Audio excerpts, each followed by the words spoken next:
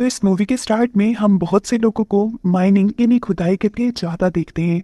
ये gold mine थी, यानी यहाँ से सोना निकाला जाता था। इस माइन का मालिक भी अपने बेटे के साथ यहाँ काम करने के लिए आता है। बातों ही बातों में उसके बेटे ने बताया कि वो काम करने के लिए अपने टूल्स तो घर ही भूल आया, जिन्हें घर से वापस लेने के लिए वो पीछे की तरफ मुड़ा ही तो एकदम से किसी अजीब सी ताकत ने उसे खींच लिया। उसके चिल्लाने की आवाज सुनकर उसके डैड भी उसके पीछे भागे उसे बचाने के लिए, लेकिन उसी ताकत ने उसके डैड को भी मार गिराया और हमें बस एक क्रिएचर की चिल्लाने की आवाजें सुनाई दी। सीन कट होता है और काफी सालों बाद हम एरियान नामी एक लड़की से मिलते हैं। वो उसी एक्सीडेंट पर रिसर्च कर रही थी जिस एक्सीडेंट में माइनिंग के दौरान हजारों लोग मारे गए थे। इस एक्सीडेंट की असल वजह अभी तक कोई नहीं जान पाया था, लेकिन उस वाकये के बाद वहां पर माइनिंग का काम बंद कर दिया गया था। यहाँ तक कि अब तो वो जगह मैप्स पे भी नहीं मिलती थी, क्योंकि माना जाता है कि उस जगह की 70% पॉपुलेशन उसी दिन मारी गई। एरियन ये सारी इंफॉर्मेशन इसीलिए इकट्ठी कर रही थी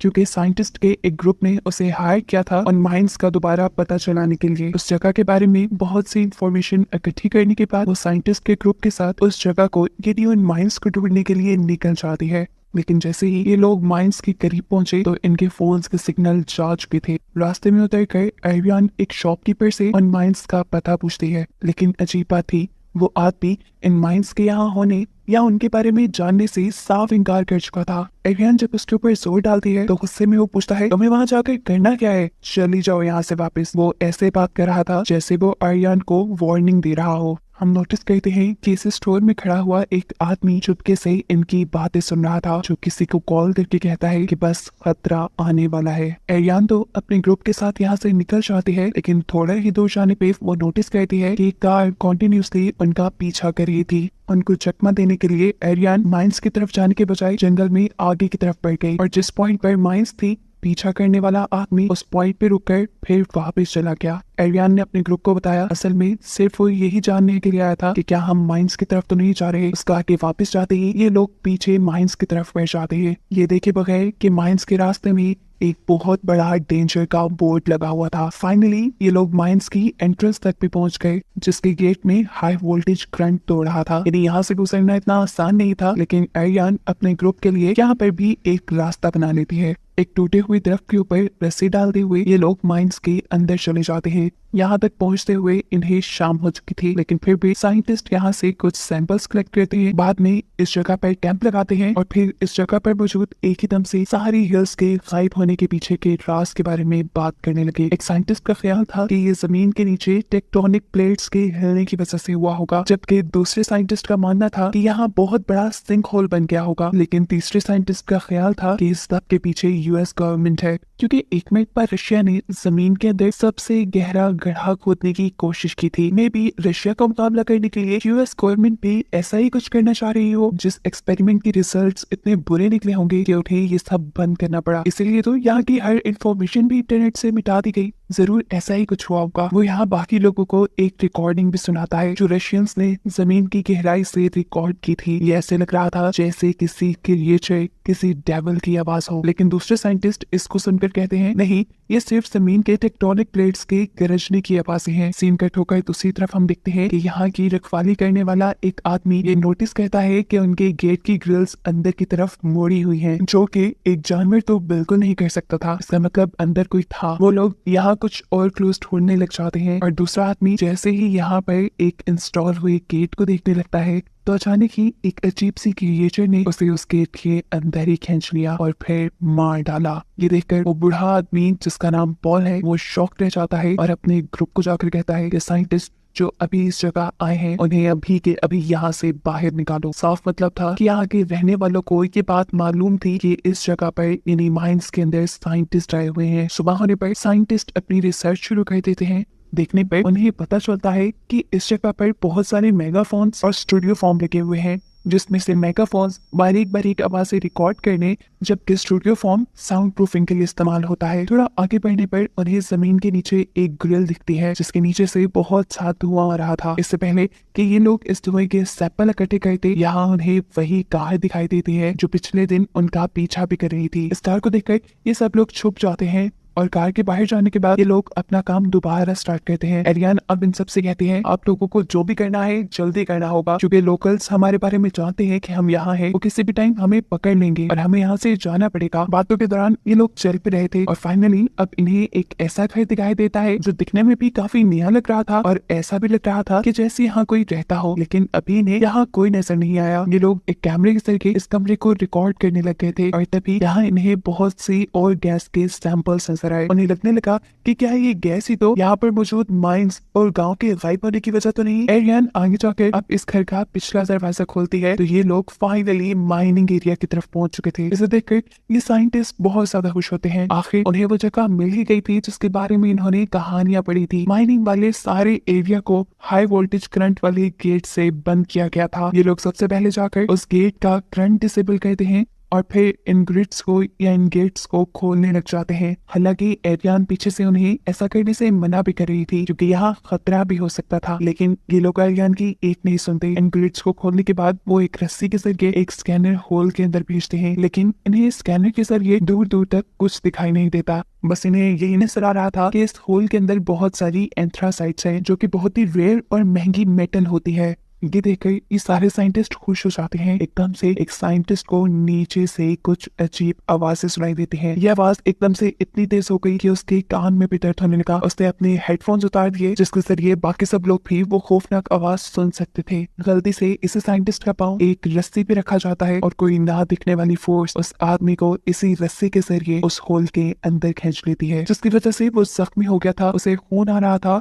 और अब होल के अंदर से वो जोर जोर से मदद के लिए चिल्ला रहा था। ये सुनकर एरियन और उसका एक साथी जेमी एक रस्सी के जरिए उस होल के अंदर जाते हैं। यहाँ बहुत अंधेरा था और इसी अंधेरे में आर्यन किसी चीज के चलने का शेडो दिखती है। यहाँ इस होल में से बहुत सी अजीबोगरीब गैसेस भी निकल रही थी जो इन्हें नुकसान पहुंचा सकती थी, उन्हें हेलुसिनेट करके बेहोश कर सकती थी। इन्हें जल्द से जल्द यहाँ से वापस जाना था, लेकिन एरियन का साथी उसे कहता है कि मैं अपने दूसरे साथी को लिए बगैर यहाँ से बाहर नहीं निकलूंगा। इतनी देर में ऊपर की तरफ यहाँ का लोकल आदमी आ जाता है जिसके हाथ में गन थी और वो ये देखकर इन लोगों पर गुस्सा हो रहा था कि उन लोगों ने ये ग्रिड्स खोल दी। वो जल्दी से अब उन रस्सियों को काटने लगा जो कि उस होल के अंदर गई हुई थी। वो ये नहीं जानता था कि इन्हीं रस्सियों के जरिए दो इंसान यानी एरियन और उसका साथी जिमी अंदर गए हुए हैं। एक रोक के करते ही नीचे ये दोनों डर जाते हैं और जल्दी से एक ही रस्सी के जरिए वापस ऊपर आते हैं। इनके पास अब अपनी मदद को बुलाने के लिए भी कोई नहीं था। ऊपर से ये लोकल आदमी जो लगातार इनके ऊपर गुस्सा किया जा रहा था और जल्द ही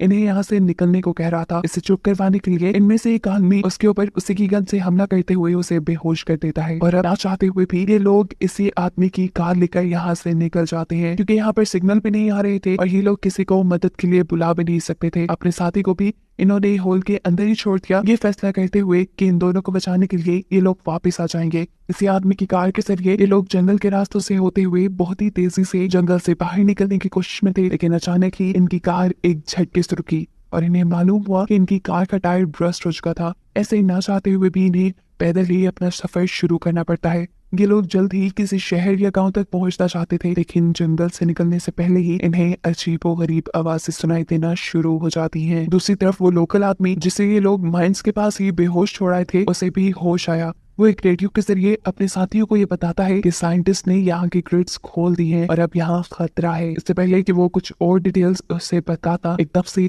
एक मिस्टीरियस सी क्रिएचर आकर उसे हमला करके मार देती है। मरने से पहले यह आदमी बस एक इमरजेंसी अलार्म ही बचा पाया था, जिससे सभी लोगों को अब यहाँ पर आए खतरे के बारे में पता चल जाता। यहाँ एरियन का ग्रुप जो तेजी से जंगल से निकलकर किसी भी गाँव किसी भी टाउन तक पहुँचने की कोशिश में था, उन्हें जंगल में से ही एक अजीब सी आवाज सुनाई देती है। ये अजीब आवाज बिल्कुल ऐसी ही थी जैसी पिछली रात साइंटिस्ट ने उन्हें रिकॉर्डिंग में सुनाई थी। डर कर ये लोग अपनी फ्लैशलाइट्स भी ऑफ कर देते हैं और एरियन नाइट विजन के जरिए यहाँ पर चीजें देखना शुरू करती है और एकदम से उसके सामने आ जाता है एक बहुत ही अजीब सा मॉन्स्टर, जिससे बचने के लिए ये लोग भागने लगे। लेकिन अफसोस की बात ये थी कि ये मॉन्स्टर उनके एक साथी के ऊपर हमला कर चुका था। वो एरियन के भी बहुत करीब था और एरियन को भी पकड़ने ही वाला था, लेकिन वो उसे धक्का देते हुए अपने से दूर करती है और तेजी से भागना शुरू कर देती है और भागते हुए अपने बाकी साथियों तक पहुंच जाती है जो इस टाइम रोड के पास भी पहुंच चुके थे। ये लोग यहाँ एक ट्रक को भी रोक चुके थे जिसके पीछे ये तीनों चढ़ जाते हैं। एरियन के साथ ही चढ़ने के बाद भी गोलियां चलाती है ताकि वो मॉन्स्टर डेरकेलिन तक ना पहुंच पाए। थोड़ी देर में अब ये लोग पास के एक टाउन में भी पहुंच चुके थे, जहां जाकर इन्होंने नोटिस किया कि यहाँ के लोकल्स किसी इमरजेंसी सिचुएशन के लिए अपने आप को तैयार कर रहे हैं। शेल्बी इन्हें भी एक सेफ घर में लेकर जाती है, जहाँ जाकर इन्हें मालूम होता है कि शेल्बी को पहले से ही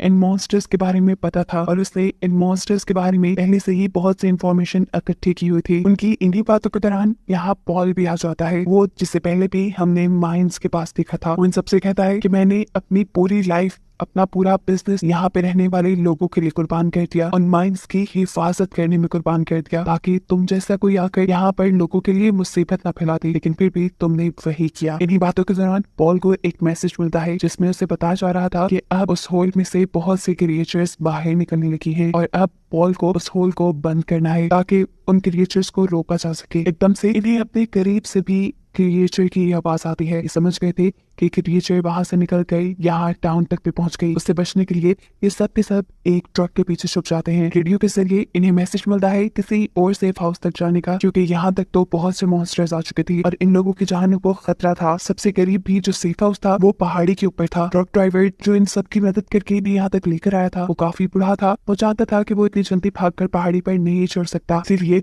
वो अपने आप को वॉलंटियर करने का फैसला करता है। वो सबको यहाँ से भाग जाने को कहता है और खुद मॉन्स्टर्स को डिस्ट्रैक्ट करने के लिए यहीं खड़ा रह जाता है। यहाँ इन लोगों के हाथ से वो एक अजीब सी बॉम्ब नुमा चीज भी ले लेता है और क्रिएचर्स के पास जाकर उसे ब्लास्ट कर देता है, जिसकी वजह से सभी क्रिएचर्स के साथ साथ वो भी जलकर मारा गया था। दूसरी तरफ ये पूरा ग्रुप भी अब दूसरे सेफ हाउस में पहुंच चुका था। एरियन के साथी ने उन्हें बताया था कि इन्हें अब बिल्कुल खामोश रहना है, जिससे मॉन्स्टर इनका पता नहीं चला पाएंगे। ये सब तो बहुत खामोश रहने की कोशिश कर रहे थे, लेकिन एकदम से उनकी रेडियो से निकलने वाली आवाज इस क्रिएचर को अट्रैक्ट कर देती है। जो क्रिएचर इनके इस सेफ हाउस के बाहर ही थी, जो भी अब इस घर के अंदर आ गई और ये लोग इस क्रिएचर से बचने के लिए एक दूसरे रूम में चले गए। जिसके बाद ये मॉन्स्टर को डिस्ट्रैक्ट करने के लिए दूसरी तरफ एक प्लेट फेंकते हैं और फिर खुद पीछे के कमरे में जाकर दरवाजा बंद कर लेते हैं। लेकिन यहाँ मॉन्स्टर भी इन्हें सेंस कर चुका था। वो एक ही पंच मारते हुए ये दरवाजा तोड़ देता है और दूसरा पंच वो मारता है जिमी को। जिमी जोर से जमीन पे गिरता है। उसके फ्लोर पे गिरने की वजह से नीचे फ्लोर टूट चुका था और ऐसे इन्हें यहाँ एक सीक्रेट टनल दिखाई दी। ये लोग अपनी जान बचाने के लिए तेजी से इसके अंदर चले और भागते हुए इसी टनल के जरिए वो एक गार में पहुंचे। अपने पीछे ये मॉन्स्टर्स की आवाजें सुन पा रहे थे,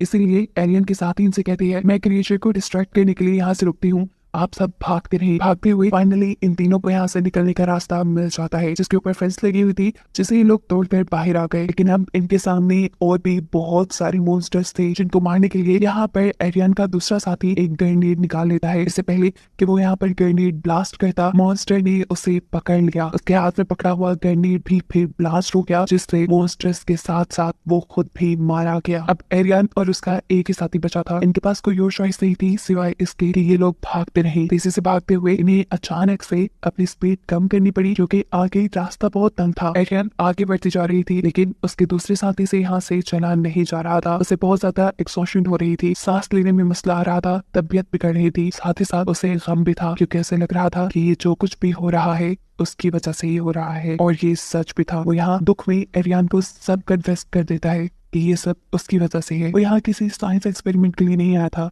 सच तो ये था कि वो यहाँ एक कंपनी के लिए आया था जो उसे बहुत सारे पैसे दे रही थी एंथ्रासाइट लाने के लिए, यानी वो मेटल लाने के लिए जो सिर्फ इसी जगह से मिल सकता था, और उसे वो यहाँ मिल भी गया था। ये सुनकर एरियन को यहाँ दुख तो हुआ, लेकिन वो इस टाइम उसे कुछ कह नहीं सकती थी। वो उसे यहाँ हौसला देती है और उसे कहती है कि गलतियां सबसे हो जाती हैं, मेरे से भी हुई थी। एक मर्तबा हिमालय के पहाड़ों पे से मैंने अपने क्लाइंट को मरने दिया, क्योंकि उस टाइम मुझे अपनी जान बचानी थी। वो अब दोबारा उसे यहाँ से निकलने के लिए हिम्मत देने की कोशिश करती है, लेकिन अब वो अपनी सारी उम्मीदें खो चुका था। तब एरियन कहती है, अच्छा ठीक है, अभी मैं यहाँ से जा रही हूँ, लेकिन मैं वादा करती हूँ मैं तुम्हें लेने यहाँ वापस जरूर आऊंगी। सीन कट होकर दूसरी तरफ हमें टाउन का सीन दिखाया जाता है, जहाँ पर बहुत सारे लोग कंट्रोलर लेकर खड़े हुए थे। इन कंट्रोलर्स के जरिए ये लोग उन मेगाफोन्स को चलाते हैं, जिन मेगाफोन्स को हमने माइंस के अंदर जगह जगह लगे हुए देखा था। ये चलाने का मकसद ये था कि मेगाफोन से अट्रैक्ट होकर ये सारे के सारे मॉन्स्टर्स माइंस के अंदर चले जाए और फिर ये लोग माइंस को तबाह कर देंगे, जिससे ज्यादा से ज्यादा मॉन्स्टर्स मारे जाएंगे। यहाँ आर्यन भी जो ऊपर जमीन तक पहुंच चुकी थी, वो भी अपने करीब गोलियों के आवाज़ें सुनकर उनकी तरफ भागना शुरू कर देती है।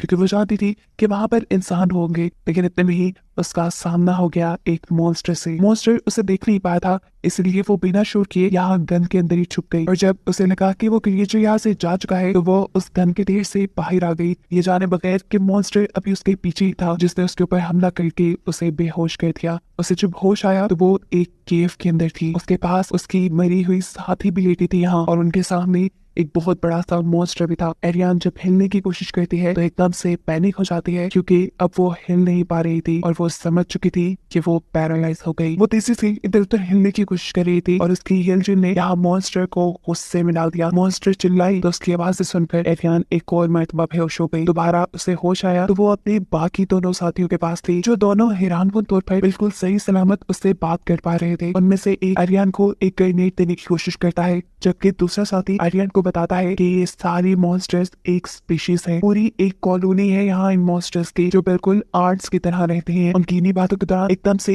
एक बहुत बड़ी सी क्रिएचर आती है और एरियन के एक साथी को उठाकर अपनी मॉन्स्टर क्वीन को खिला देती है, जिसके बड़े बड़े दांतों ने एक सेकंड नहीं लगाया था उसको निकलने में। जिस टाइम क्रिएचर सब कर रही थी, एरियन ने आगे बढ़कर यहाँ से ग्रेनेड उठाने की कोशिश की, लेकिन इस चक्कर में क्रिएचर ने उसे भी पकड़ लिया ताकि वो उसे खा पाए। लेकिन इससे पहले कि वो एरियन को अपना खाना बना लेती, यहाँ उसका दूसरा साथी अपने फोन पे अलार्म चला देता है, जिसकी वजह से मॉन्स्टर का ध्यान भटक जाता है। और ऐसे मौका पाते ही एरियन उस मॉन्स्टर को इनके मुंह में ग्रेनेड फेंक देती है, जिसके चलते एक ही सेकंड में ये मॉन्स्टर क्वीन मारी गई। और ऐसे एरियन और उसके साथी की जान बच गई। ये दोनों तेजी से यहाँ से निकल के भाग गए, जबकि अब बाकी मॉन्स्टर्स इनके पीछे थे। फाइनली इन्हें अब यहाँ पर एक रस्सी भी दिखी, जिसके ऊपर चढ़कर आर्यन तो जमीन के ऊपर वापस आ गई, लेकिन उसका साथ ही नहीं। वो बहुत ही आहिस्ता आहिस्ता इस रस्सी के ऊपर चढ़ रहा था, और ऐसे ही एक मॉन्स्टर भी उस रस्सी के ऊपर चढ़ जाता है, जिससे बचने के लिए ये आदमी उस मॉन्स्टर को ही स्टैब करके मार चुका था। लेकिन जब उसने देखा कि अब इस